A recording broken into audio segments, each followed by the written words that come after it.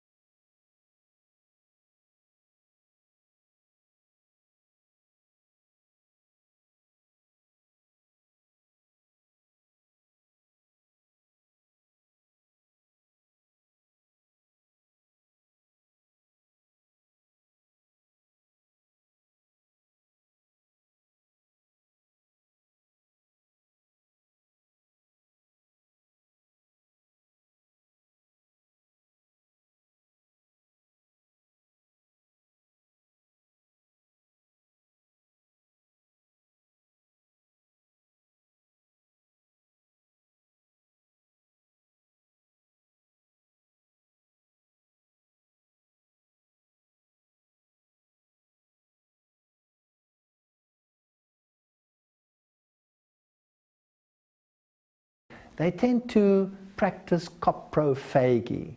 Coprophagy, phagy means feeding.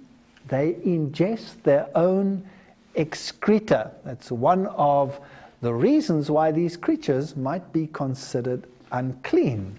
So it's also a form of chewing the cud, but of course, instead of taking it from a pre-stomach, the rumen, and regurgitating it to the mouth, they're taking it from the other side. And that makes a big difference. When the food passes through the intestine, then waste products are left, together with digestible products at the end. And when recirculated, some of these chemicals, like secondary bile salts and all of these issues which are detrimental, are added to the food chain. So a rabbit, for example, rather than having a pre-stomach, like a cow, has the fermentation taking place in the cecum, which is at the end of the intestine. So now there's only one possibility.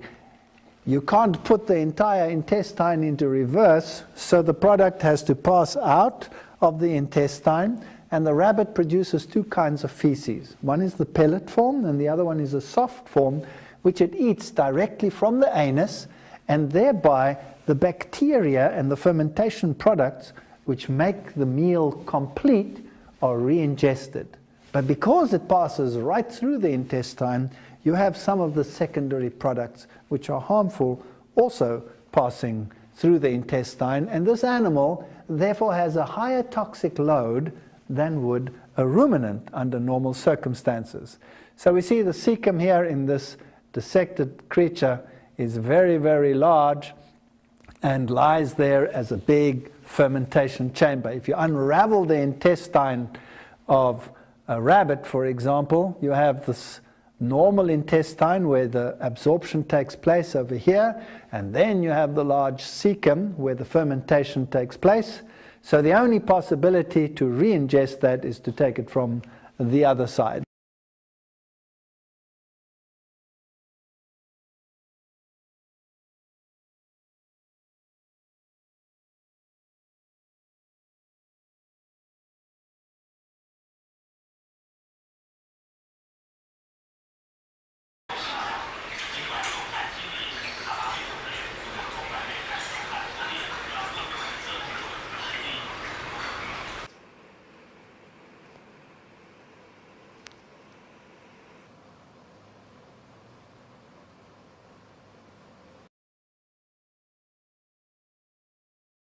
This is our rabbit, Nathan, also known as Ranger Rabbit. This is a whole plate full of cecotropes that he outputted. Let's see if he eats it all. You want this, boy? Here, boy. Let's take that out of your mouth. Here you go. Oh my gosh, he's going to town on this.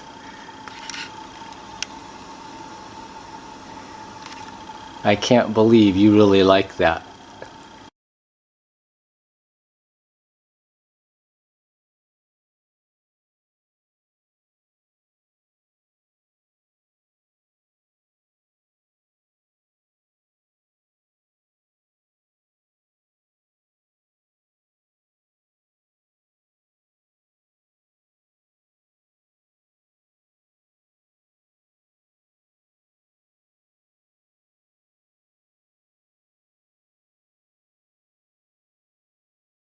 يعني البعض يقول أن من حكمة تحريم أكل الخنزير أنه يأكل الروث ويأكل الأوساخ ويأكل هذه الأشياء.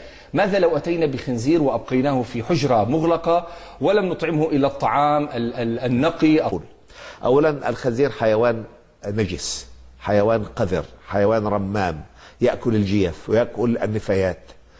حتى لو يعني ربيته في وسط يعني يحول بينه وبين ذلك، هو في فطرته في تكوينه، يعني يأكل ما يخرج هو نفسه، يعني لا تستطيع أن تغيرها.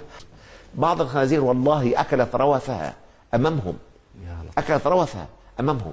فيعني هو حيوان بطبيعته التي فطره ربنا تبارك وتعالى عليها، حيوان رمام يعني، ولا تستطيع أن تغير هذه الفطرة مهما جاهدت في تربيته تربية خاصة.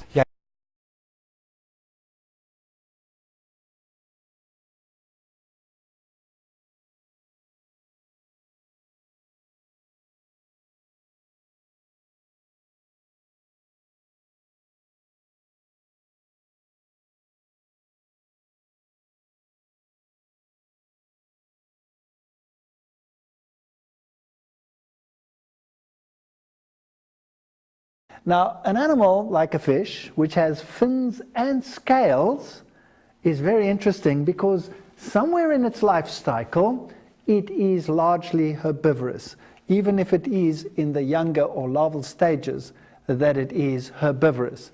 A fish is an amazing creature. It has a very high ability to detoxify itself. And of course, being situated in water, it's thermal. Eels, lampreys, catfish, all of these don't have scales. Now, where do they fit into the food chain? They are largely scavengers, and they will eat virtually everything. So they fall into the category of biological accumulation.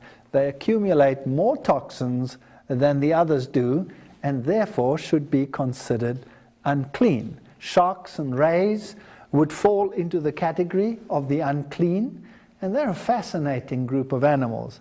Now, they live in marine environments, many of them, and when they live in the marine environment, they have a problem. They don't have the ability of the fish that have fins and scales to rid themselves of the salts which constantly move into the body as perfectly as the others do. So these creatures solve their osmotic water problems in a different fashions. A bony fish will excrete salts through the gills, so when it drinks seawater, it desalinates the seawater and gets fresh water through this process. And that is how these fishes survive in a marine environment. A shark, on the other hand, also has less salt in its body than the sea has.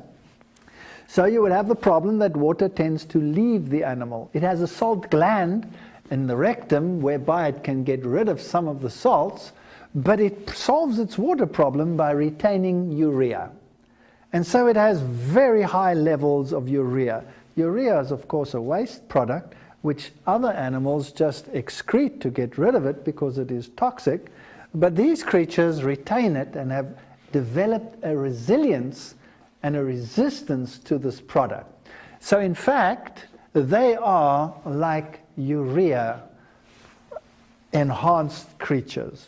So what would happen if you took the fins of the top of the animal and dried them, well, what you would get is you would get crystallized urea. And when you make shark fin soup, that's exactly what you have. It's like putting a urea tea bag in the soup. It surprises me that it's so expensive